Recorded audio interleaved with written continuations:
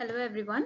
In this video we'll be looking at a set from 2017 DILR slot 2 of CAT paper. The difficulty level and the approximate time for solving this set, which is presented in this video, is given in this slide.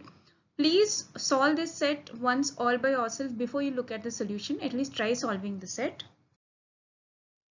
For those who have not seen this set before, this is the set and these are the set of questions. Please pause this video, try this set once all by yourself, and then look at the rest of the video. Let's begin. Let us first start by reading the question, the set. So there are 8 friends A, B, G, J, K, M, P and T. They are going to Delhi from Kolkata by a flight operated by Cheap Air. In the flight, sitting is arranged in 30 rows numbered 1 to 30. Each consisting of 6 seats marked by letters A to F from left to right. So there are 30 seats, 1, 2, 3, so on up to 30. And there are 8 seats A to F. So A, B, C, D, E and F marked from left to right respectively. Okay, seats A to C are to the left side of the aisle and seats B to F are to the right side of the aisle. So this is the left side of the aisle and this is the right side of the aisle, D to F. Seats A and F are the windows and referred to as window seats. So A and F are window seats, right? Then B and E are middle seats and C and D are aisle seats. So this is very obvious once you know that this is the left of the aisle and this is the right of the aisle. A and F, the cornermost, are window, then B and E are the middle seats and C and D are the aisle seats. Okay, so now once that is done, they are saying how they are naming also the row and the respective seat. So once that is done, let us move to the second paragraph. Cheap Air charges ₹1000 extra for any seats in row 1, 12 and 13 as those have extra legroom. This means that in row 1, row somewhere here 12 and row 13, any of the seat will be charged 1K each because of the extra leg space. From rows 2 to 10, so from 2 all the way up to 10, right? There is another other pricing. So what is it? It charges 300 extra for window seats and 500 extra for aisle seats. So 300 for window and 500 for aisle. This means that 0 for middle. Okay. Now from rows for rows 11, 14 to 20 and 14 to 20. So there is one row which is left here between 10 and 12, that is 11, and also rows 14 to 20. The pricing is 200 for window, 200 for window and 400 for aisle and obviously 0 for middle. So for this also it is same, 200 for window, 400 for aisle and no cost for middle. All other seats are available at no extra cost, right? So from 21 to 30, right? All these, no extra cost. So if you see from 1 to 20, there is somehow the pricing. Sometimes it is for all the seats, sometimes it is for aisle and window seats, and from 21 to 30 it is price free. So once you understand this, let us now move to the next set of the information. So the information which we have seen previously I have written in this form of a table. So now let us look at each point and then see what we can infer from that. So the first point says the 8 friends were seated in 6 different rows. So this means that there are 8 friends and they are seated in 6 rows. How is that possible? Either 2 rows will contain 2 members each and the rest of the rows will contain 1 member each, so that the total will be 8, or 1 row contains 3 members each and the rest of the row contains 1 member each, so that will also be 8. There is no other possibility, right? So let us keep this in mind. Now this is point 1. Now what point 2 says is they occupied 3 window seats, 4 aisle seats and 1 middle seat. So 3 window, 4 aisle and 1 middle.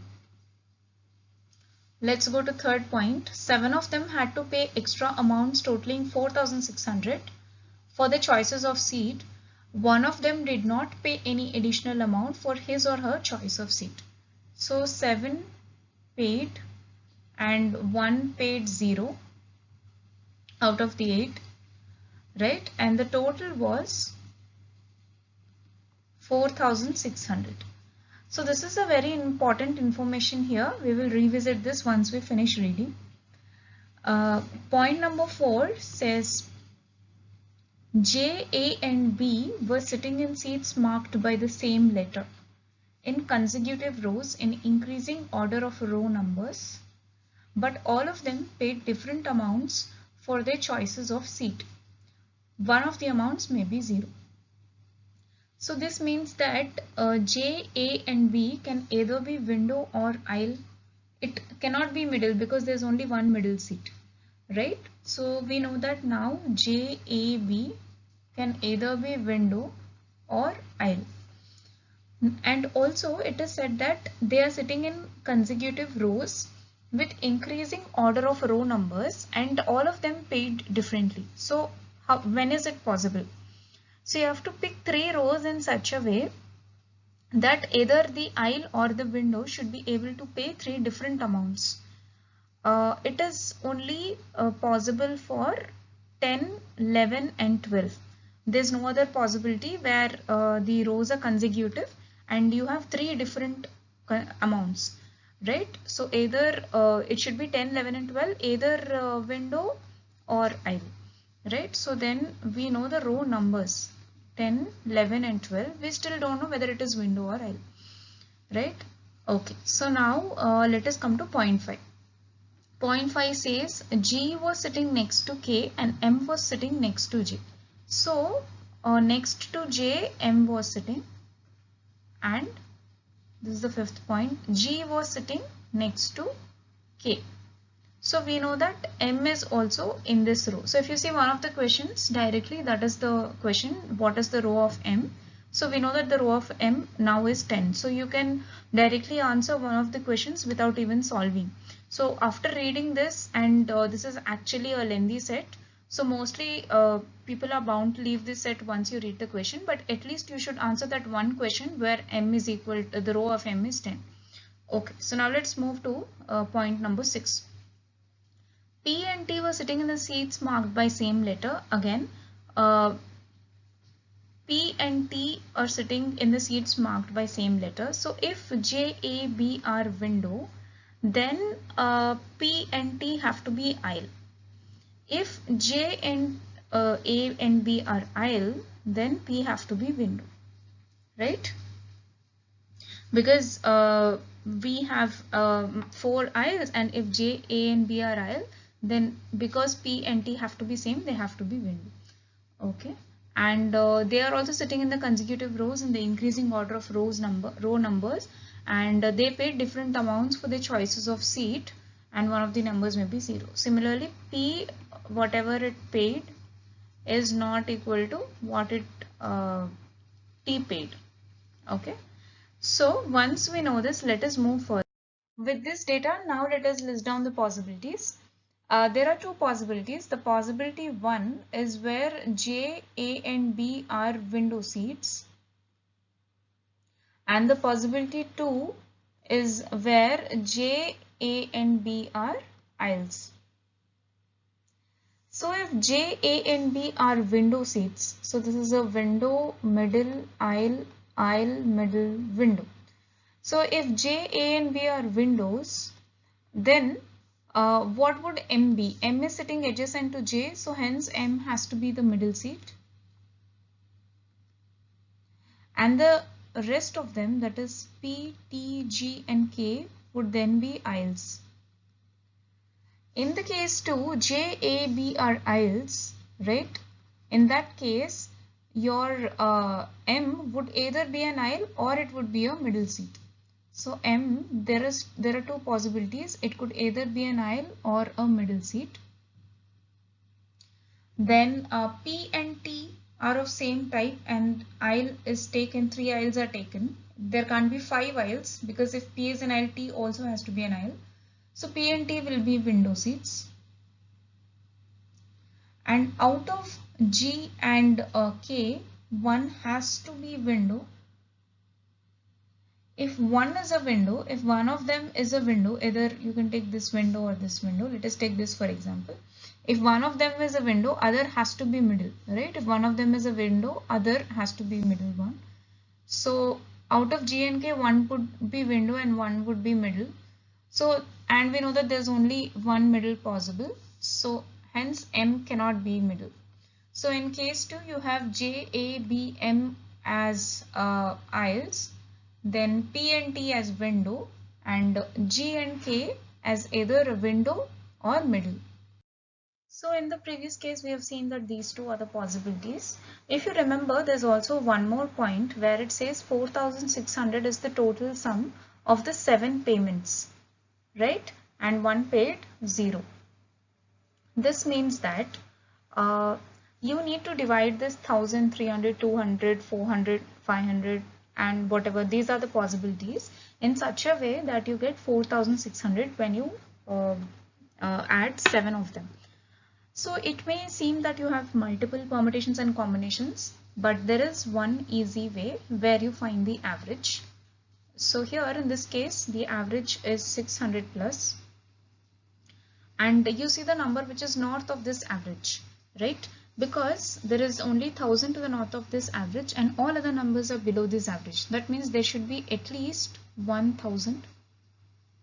Now once there is 1,000, then you have 3,600 by 6. That is also equal to 600. So this means that there is a second 1,000 also, because again in this case all other numbers are less than 600. So for you to get 600 as an average, you should definitely have 1,000. Then let us subtract 1,000. You have 2,600 and you have 5 of them. So this is again 500 plus, and the numbers to the north of 500 is again 1,000. So you should have one more 1,000. Then there is 1,604. So it is 400. So it can be a mixture of 400, 500, 300, 200, etc. So this means that there are at least 3,000s. Right? So let us keep this in mind. Now let us move further. Now let us see which of this case, in this case it is possible to have 1,000, 3,000. So let us take case 1. Case 1 is where J, A and B are window seats, and we know that J, A and B belong to row 10, 11 and 12. So in 10, 11 and 12, so you're looking at window. So this is window, middle, aisle and the mirror image, aisle, middle, window. So we are looking at 10, 11 and 12. So J would be paying 300, A would be paying 200, then B would be paying 1,000, right? Because they are window seats, and then in that case M will be a middle seat which is in the same row as J. M is also in row 10. So M would be paying 0. And you have P, T, G and K in aisle, right? So, and we need 2 more 1,000s, and because G and K are in same, G and K would be in same row, and P and T have to be in different rows and they have to pay differently. So we can assume that G and K would be taking say 1,000 each, right? So in that case you are left with P and T. So let us see what P and T can take. Let us add all of these. You have 3,000 plus 500, you have 3,500, and total is 4,600. So you are left with 1,100 for P and T, which are in aisles. And what are the values aisles can take? Aisles can either take 1,000, but you have already taken 3,000s. They can either take a 500 or a 400. So can you combine 500 and 400 anyway to get 1,100? No, right? This means that this first case is not a possibility. That means that it has to be second case. But just to be sure, let us also check for case 2. So now checking for case 2. In case 2, J, A, B and M are aisles, and we know that J, A, B are in row 10, 11 and 12, and M is in the, and they are in aisles. So they will be taking these values: 500 plus 400 plus 1000, and M is also an aisle, right, in the same row as J, so M will be here, so M will also be taking 500. So, okay, so now once that is done, P and T are window, and G and K are window and aisle. So P and T are window, and P and T can't take 1000 each, so G and K, assuming that they take 1000 each, and they are in the same row, so G and K can either be in row 1 or row 13. Okay, now once that is done, P and K have to be in window, and they have to take two different payments. So P and T, let's put them aside. Let us add what this is giving us: 3000 plus 500, one more 1000, 4400, and the total is 4600. So you are left with 200 and a P and a T. That means that, and P and T are in windows. So of the windows, the possible combination is a 200 plus a 0. And P and T have to come in the consecutive rows. So that means that P is in row 21 and T is in row, P is in row 20 and T is in row 21, and P pays 200 and T pays 0. So this is our case and this is the solution, right? So now let's start answering the questions. So question 1 we have seen much earlier, that the row of Mayank is 10, Manik is 10. So you need not solve this entire set to know that. Then coming to question 2, how much extra did Jayanta pay for his choice of seat? So we know that this is the case, right? So J is sitting in the aisle of 10, so hence J paid 500. How much extra did G pay for her choice of seat? And we know that G and K is either sitting in 1 or 13, and each of them paid 1000, so it is 1000. Who among the following did not pay any extra amount? T did not pay any extra amount, so the answer is Tapesh. In this way we have solved this set, although it is a little difficult set to solve in the actual exam scenario, but if one is very much comfortable with these kind of sets, obviously you should not leave it and go for it. But for someone who's at least reading the question and trying to attempt, you should be able to answer at least one of the questions. So don't skip the entire set after reading the set once. So after reading the set once, with whatever information you have, see if you can answer at least one or two of the questions and then move ahead, because you've already spent that time. So thanks for your time.